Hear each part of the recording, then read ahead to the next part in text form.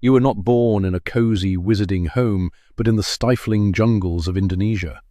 Humidity makes clothes stick to your body, the smell of rotting fruit and fear.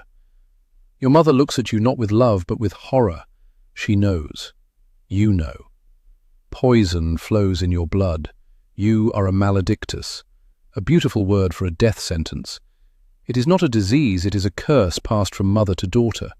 The timer started with your first breath. You are human, but a beast sleeps inside you, and it is hungry. You are a little over 20, but you already feel time slipping through your fingers. You are not living, you are surviving. Circus Arcanus. Sounds mysterious, but in reality it is a prison on wheels. Your master Skender is a vile dwarf with a whip. He does not see a human in you. You are an asset. You are the main attraction. Snake Girl, come up, watch today only. Crowds of muggles and wizards crave the spectacle. They pay coins to see your shame. The cage is your home. The iron bars are cold, but your body is hot. You are afraid to fall asleep. Every night the beast creeps closer. You feel your legs fusing together, your skin hardening, turning into scales. It hurts, like thousands of needles piercing your muscles. Bones break and rearrange. You scream, but only a hiss comes out. In the morning, you wake up on the cage floor, naked, bruised, with the taste of blood in your mouth. You are human again, for now. Skender laughs, counting profits. To him, your pain is gold. Paris, city of lights, romance, and your personal darkness. Here you meet him. Credence, a guy with the eyes of a beaten dog. He is an outcast, just like you, an obscurial, a time bomb. You are two monsters the world wants to destroy. You sit on a roof in the rain, shivering from the cold. You take his hand. Your hand is ice cold. Snake blood makes itself known. You whisper to him that he is not alone. But you are lying. In the end, we are all alone. Escape. Chaos in the circus. Fire. Animal screams. You run barefoot on cobblestones. Freedom smells of burning and rain. You think you are saved. Stupid. You cannot run from a curse. It does not live in the circus, it lives in your veins. Every transformation gets harder. Before you could control the beast, now the beast controls you. You feel human memory erasing. Names, faces, dates, everything turns into fog. Only instinct remains. Heat, food, danger. Credence leaves. He seeks family, seeks roots. You beg him to stay, not to trust Grindelwald. But he chooses power. You remain alone on the Hogwarts Bridge. 1927 ends, and with it, your hope ends. You realize there is no way back. Years pass. You wander the forests of Albania. Why Albania? Instinct pulls you where there are fewer people. You hate people. They are evil. They are cruel. You stay in snakeskin more and more often. A day, 2 a week. One day you cannot change back. You try to remember a spell, try to imagine your human hands, but see only a long green body. Your mind struggles in panic, locked in a reptile skull. You want to scream, "Help!" but only a dull hiss bursts from your maw. That is it. You are locked in. Forever. Now you are an animal. Your world has narrowed to smells and vibrations. You feel the heat of a mouse in the grass 50 meters away. You feel a storm approaching with your skin. The human part of your consciousness shrinks into a small ball somewhere in the back of your brain. It cries, but the beast does not hear. The beast wants to eat. You kill your first rat. The taste of warm blood is disgusting to a human, but delicious to a snake. Then a rabbit. Then a deer. You forget how to hold a fork. You forget the taste of bread. You forget your name. You become a legend of the local forests. A monster that devours travelers. Loneliness drives you mad. You crawl among the roots of ancient trees, and silence rings in your ears. No one understands you. You are just a creature. Until he comes. A dark spirit. A shadow without a body. He finds you in the thicket. You hiss, preparing to strike, but he stops you with a single sound. He speaks your language. Parcel tongue. For you it is a shock. Decades of silence are broken. He does not hear hissing, he hears words. "You are special," he whispers. His voice is like the rustling of dry leaves. He promises you a purpose. He does not see a beast in you. He sees a vessel. He is weak. He is broken. He is almost dead. He needs your milk, your venom. You feed him like a mother feeds a child. Twisted care. A mixture of venom and unicorn blood restores his strength. Peter Pettigrew, a pathetic rat, milks you into a goblet. You could devour him in a second, but the master forbids it. You become his favorite, his shadow, Voldemort. You recognize that name. He gives you a part of his soul. The ritual is vile, dark, bloody. The murder of old witch Bertha Jorkins. He tears his soul apart and puts a shard into you. The pain is unbearable. As if you were torn apart from the inside and sewn back together with red-hot wire. Now you are not just a snake, you are a Horcrux. You are immortal as long as he lives. You are connected. You feel his rage, his joy, his fear. You are his most valuable treasure and his weapon. Old mansion on the hill. You crawl across floorboards, feeling the vibration of an old muggle's steps. Frank Bryce. He is eavesdropping. Fool. You report to the master. Nagini says the old muggle is standing outside the door. He translates for Wormtail. A green flash. The old man falls. You crawl past the corpse.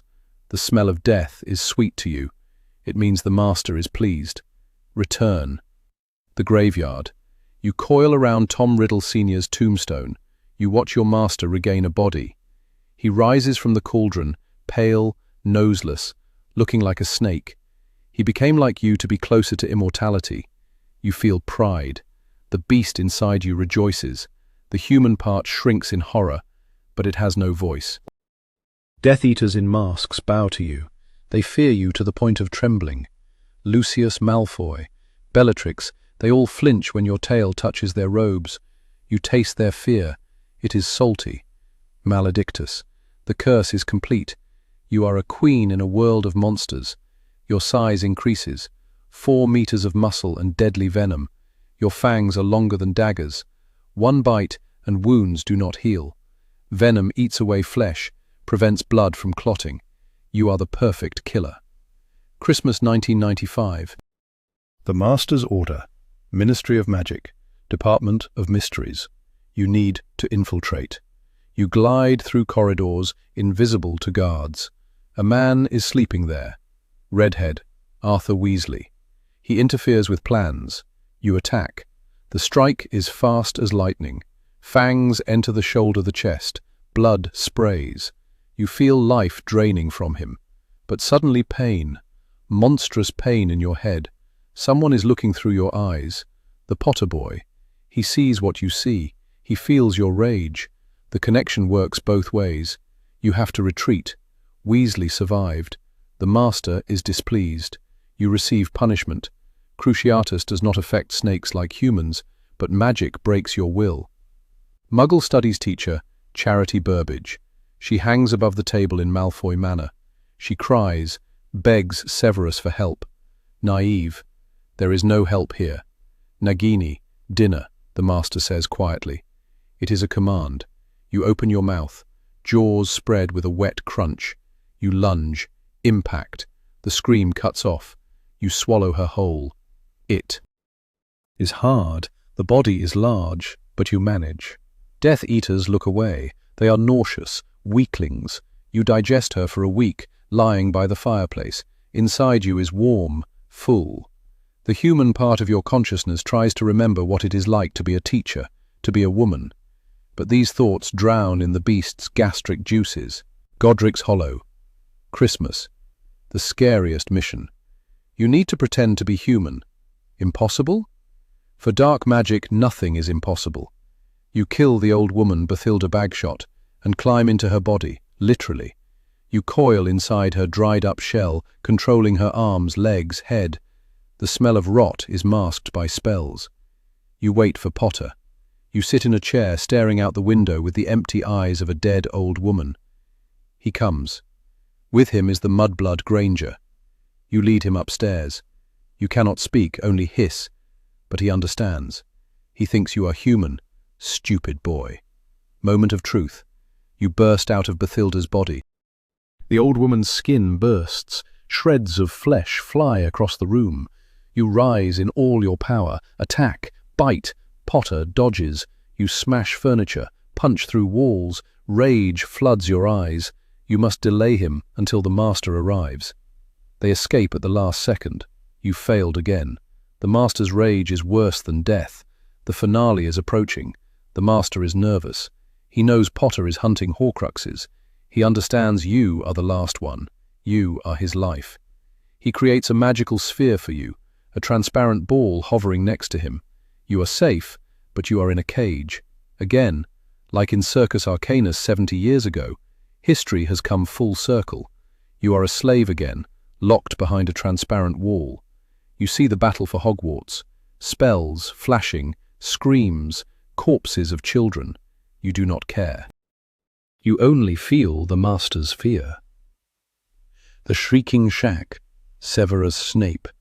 Traitor? Hero? You do not give a damn. The master believes Snape owns the Elder Wand. For the wand to pass to the master, Snape must die. Kill, he orders. The sphere expands, enveloping Snape's head. You see his eyes, black, bottomless. There is no fear in them, only weariness. You strike. 1, 2, 3. Fangs enter the neck. Venom injects instantly. Snape falls. You hear him wheezing, choking on blood. You feel a strange bitterness. You killed a powerful wizard, but it brings no joy, only emptiness. Castle courtyard. Dawn. Potter is dead. Hagrid carries his body. You crawl at the master's feet, triumphant. Victory? No. Potter comes alive. Chaos. Battle flares up with new force. The master loses control. Spells fly in all directions. You are left without protection. The sphere disappears. You are vulnerable. You crawl through burning debris, trying to find cover or attack. You see them. Ron Weasley and Hermione Granger. They are cornered. Excellent prey. You rise up, spread your hood, hiss. They are unarmed. They are terrified. You are ready to strike. A second before the kill, a whistle of slicing air. You do not see him. You do not smell him. Neville Longbottom. Clumsy boy with Godric Gryffindor's sword. He appears out of nowhere, a silver blade soaked in basilisk venom. Irony of fate, you are killed by the venom of your kin. Impact. You do not feel pain. The world simply flips over. You see your body from the side, a huge, green, headless body falling onto stones. Your head flies separately. In the last fractions of a second, the snake mind dies, and for a moment, just for an instant, that girl from 1927 wakes up. She sees the sky, the grey, smoky sky of Scotland. She sees black smoke bursting from the neck stump. A shard of Voldemort's soul vanishes with a howl. Finally, silence, darkness. You are no longer a servant. You are no longer a beast. You do not exist. Your life was a tragedy, a century long. You were born cursed, lived in a cage, became a monster, and died by a hero's sword. No one will bury you. Your body will disappear, turn to dust. In history, you will remain just Voldemort's snake. No one will remember that you had a name, that you knew how to cry, that you wanted love. Welcome to oblivion, Nagini. You deserved it. Or did you? Thank you for being with us. Do not forget that every monster has a story it cannot tell. Subscribe to the channel, like the video. Darkness will return.